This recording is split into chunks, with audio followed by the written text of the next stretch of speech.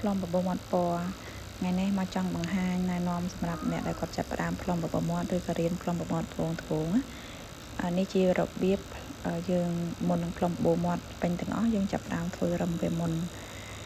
បើសិនជាភ្ញៀវគាត់មានបបមាត់ដែលវាឬក៏ត្រូវការតម្រង់សុំយើងមានការគូតែបើអត់ទេសុំបបមាត់គាត់ស្អាតទេយើងធ្វើតាមសុំមាត់គាត់ទៅហើយការធ្វើយើងចាប់ផ្ដើមធ្វើសុំមុនគេហើយការប្លុំបបមាត់អត់តម្រូវឲ្យយើងជូតច្រើនដងទេការជូតរបស់យើង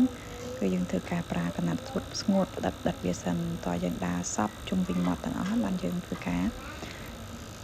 ជូតវាម្ដងហើយការជូតនេះយើងយក take wig យកមកលុញម៉ាសាទៅលើស្បែកបើយើងធ្វើការជូតនេះរបៀបនៃការធ្វើការដើររឹមគឺទឹកម្ជុលដែលយើងធ្វើលើរឹមគឺបែបមួយស្រាលវីដេអូនេះរឹងវែងបន្តិចប៉ុន្តែបើសិនយើងខាវាមើលពីចំណុចមួយទៅចំណុចមួយយើងធ្វើកាត់វាអត់បានប្រាប់បោះក្បាយអញ្ចឹងយើងថតវីដេអូបែបវែងបន្តិចដើម្បីមើលពីរបៀបយើងបិទសុំយ៉ាងម៉េចបានស្រួលទាញសាច់យ៉ាងម៉េចបងអូនមើលនៅក្នុងវីដេអូហ្នឹងទៅហើយការហែកសាច់ទាញគឺយើងទាញឲ្យតឹងហើយយើងនឹងឃើញចង្ហូតស្នាមរឹមបបូរមាត់របស់យើងហើយយើងទាញបែបខ្លីៗហើយយើងទាញអត់សកត់ចុះទៅក្រោមទេដោយសារយើងធ្វើតែផ្នែកខាងលើមុនយើងអត់ទាន់ធ្វើការដាក់សម្លៃការពារកុំឲ្យប្រឡាក់ធ្មេញមាត់ទេវាអត់បានដាក់ទេពីព្រោះយើងធ្វើតែផ្នែកខាងលើបន្ទាប់ពីធ្វើសុំចប់ហើយបានយើងធ្វើការសាប់ពណ៌នៅខាងផ្នែកខាងក្នុងហើយខាងក្នុងនិងខាងក្រៅយើងធ្វើការសាប់វាឲ្យភ្ជាប់ពណ៌គ្នានេះចង្ហូតទី1គឺយើងទៅបែបស្របហើយបន្ទាប់មកទៀតគឺយើងធ្វើការលុញទឹកថ្នាំហ្នឹងគឺកាត់ទៅលើចង្ហូតដែលយើងលុញពីការដាក់ពណ៌ដំបូងហ្នឹងណាធ្វើបែបនេះអត់មានការឈឺចាប់ទេហើយមួយទៀតយើងប្រើម្ជុលមួយសម្រាប់ធ្វើការដើរសុំប្រើម្ជុលមួយល្អបំផុតយើងបិទសុំបានខ្លំស្អាតល្អបបូរមាត់យើងគឺចេញមកគឺមួយគឺដឹងមួយហ្មងបែបស្អាតសុំមាត់គឺបែបខ្លំហ្មងយើងគូចេញមកបាក់គឺចេញមកធ្វើហើយគឺចេញមកបែបនងឃើញទេការសាប់ពណ៌របស់យើងគឺបែបមួយដំណើរគឺអត់ប្រញាប់លុញមកកន្លែងសពហើយបានយើងទៅមកកន្លែងទៀតហើយការសាច់ហែកសាច់ការទាញសាច់បែបខ្លីៗហើយយើងធ្វើបែបខ្លីសពមកកន្លែងហើយបានយើងទៅមកកន្លែងទៀតហើយការអប់ស្ពឹករបស់យើងគឺចូលសាច់ណែនហ្មងគឺអត់មានការជឿចាប់ទេហើយអាការអប់ស្ពឹកហ្នឹងចាំមើលខ្ញុំធ្វើវីដេអូនៅវគ្គក្រោយឲ្យមើលណាថាធ្វើយ៉ាងម៉េចយើងអប់ស្ពឹកបានចូលណែនល្អភ្ញៀវអត់ឈឺនេះភ្ញៀវអត់មានការឈឺចាប់អ្វីទាំងអស់ពេលធ្វើហ្នឹងណាការដើរចំបាក់ម៉ាស៊ីនឲ្យស្របដៃគ្នាឲ្យកុំញាប់ពេកមកល្មមយើងដើរឲ្យត្រូវនឹងចង្វាក់ម៉ាស៊ីនរបស់យើងលោតតែយើងដាក់ល្បឿនប៉ុណ្ណាឃើញទេការហែសាច់គឺយើងធ្វើបែបខ្លី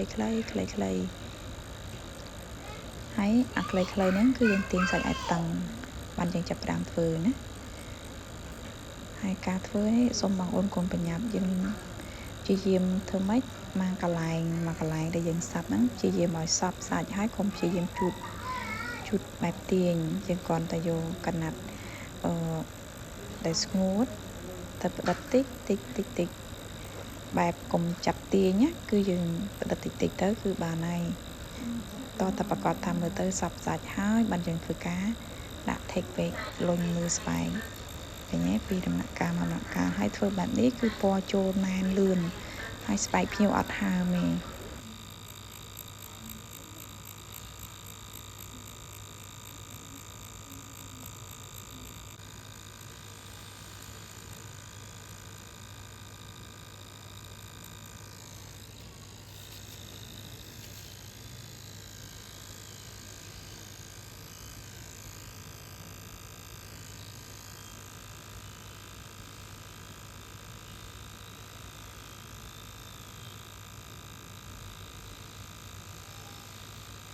ការប្លុំបបមាត់នៅកន្លែងខ្ញុំមិនថាកែមក៏ដោយគឺពួកយើងធ្វើការហែកធ្វើតតសពសាច់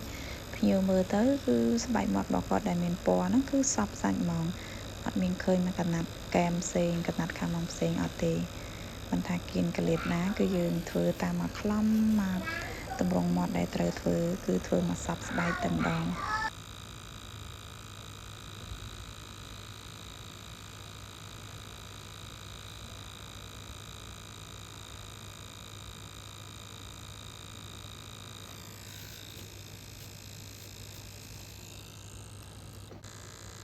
ឥឡូវយើងមកធ្វើសុំបបោមាត់ផ្នែកខាងក្រោមហើយការធ្វើរបស់យើងបែបខ្លីៗទាញច្រំដែរនៅហ្នឹងកុំបារម្ភថាអូវាចេញបែបខ្សែដិតខ្លាំងកុំបារម្ភអត់ទេព្រោះអាមកជុំសុំហ្នឹងគឺយើងប្រើមកចូលមួយហើយលេខ 0.30 គឺប្រភេទទូចល្មមពេលយើងឃើញបានសុំស្អាតហើយស្បែកមាត់ដែលទទួលពណ៌ហ្នឹងក៏វាអត់ក្រាស់អត់ខូងជ្រៅអត់នេះគឺពេលទៅសើញសាច់យើងស្អាតម៉ត់បែបស្ដាងស្អាតហ្មងហើយពណ៌នេះបងស្រីគាត់ឆ្លប់ផ្លុំច្រើនដងអត់បួមាត់គាត់ឥឡូវគាត់សុំដាក់បែបពណ៌ទឹកក្រូចម្ដងទឹកក្រូចខ្ញុំលាយបែកសាច់ជូនគាត់ហើយខាងក្នុងយើងនឹងលួចពណ៌ក្រហមឃើញទេទាំងក្នុងទាំងក្រៅយើងធ្វើបែបសុំគឺដូចគ្នាប៉ុន្តែនៅពេលណាយើងធ្វើសុំខាងលើមុនរួចហើយយើងធ្វើការសាប់ពណ៌ឲ្យសព្វឲ្យហើយរួចហើយបានយើងត្រឡប់មកខាងក្រោមព្រោះយើងជាទឹកដៃជាងចាស់យូរហើយយើងដៃយើងវាលឿនហើយការធ្វើរបស់យើងមួយដំណាក់កាលទៅមួយដំណាក់កាលគឺបញ្ជាប់គ្នាអញ្ចឹងយើងអាចអបស្ពឹកទាំងលើទាំងក្រោមបានស្របគ្នាតែសម្រាប់ជាងដែលអូនដែលរៀនថ្មីថ្មងទៅតែចាប់ផ្ដើមអាចអបទៅខាងលើសិនឬក៏អបទៅខាងក្រោមសិនតាមការជ្រើសរើសផ្នែកខាងលើឬខាងក្រោមខ្លួនឯងអញ្ចឹងយើងធ្វើអបតាមមួយសិនទៅពេលចាប់មួយហើយចឹងយើងចូលមួយទៀតមិនបាច់បខំតាមគេដែលអ្នកគេចេះស្ទាត់ដៃស្និតដៃស្រាប់ទេគឺយើងធ្វើការអបម្ដងផ្នែកខាងលើធ្វើខាងលើចប់បានយើងធ្វើខាងក្រោមទៅស្រាប់តែជាងនៅគាត់ខាងពួកខ្ញុំវាចេះវាយូរឆ្នាំហើយយើងដឹងពីដំណាក់កាលមួយដំណាក់កាលយើងដឹងតាមស្បែកភ្ញៀវយើងអាចធ្វើការអបស្របគ្នាទាំងពីរតែម្ដងហើយធ្វើបែបនេះគឺយើងជាប់ពណ៌បានស្អាតហើយពួកយើងគឺធ្វើការអត់បខំទេតាមប្រភេទស្បែកភ្ញៀវតែបខំគឺភ្ញៀវអត់បានទទួលបានពណ៌ដែលម៉ត់ស្អាតហើយអត់ហើមទេធម្មតាមកជុលតែមុតនឹងស្បែកជាពិសេសស្បែកម៉ត់គឺដឹងតែហើមហើយជាទូទៅភ្ញៀវដែលផ្លុំបបោមាត់ពណ៌ធ្វើហើយគឺគាត់ធ្វើដំបូងគេគឺតាមរឹមហ្នឹងគឺឈឺហ្មងតែខាងយើងអត់ទេដៃយើងបែបស្រាលមិនបខំហើយក៏អបស្ពឹករបស់យើងគេមានរបៀបក្នុងការអបស្ពឹកធ្វើម៉េចឲ្យស្បែកចូលបានម៉ត់ទៅក្រោយវីដេអូទៅក្រោយខ្ញុំនឹងបង្ហាញបងអូនពីរបៀបអបស្ពឹកដែលមានប្រសិទ្ធភាពជ្រាបបានម៉ត់ស្អាតហើយភ្ញៀវអត់ឈឺ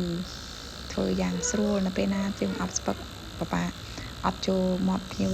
បាត់សពសាច់ណាពេលធ្វើទៅគាត់អាចឈឺតាមរឹមបបាធ្វើណាគាត់អ្នកគេងក៏គាត់បបាដែរហើយអរគុណសម្រាប់ការទស្សនានិងគាំទ្រ CBUT